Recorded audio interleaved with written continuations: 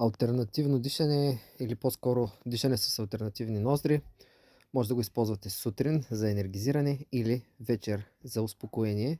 Много популярна техника, която ще ви донесе много ползи.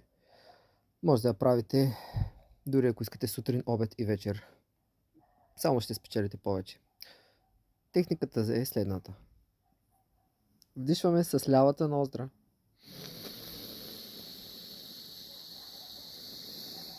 Издишаме с дясната.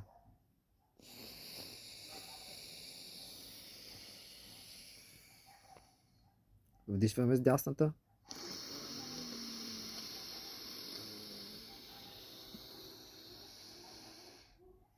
Издишаме с лявата.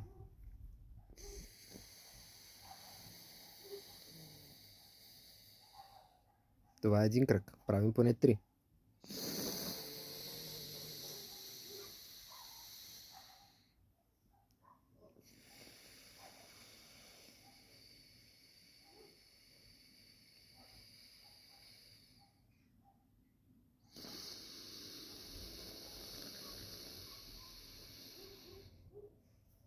Навън през лявата.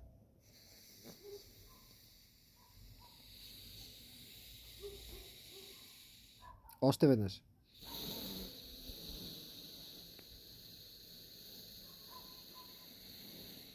И издишаме през дясната.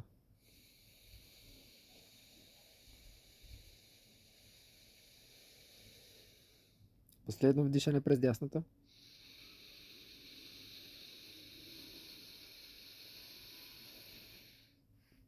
И завършваме през лявата.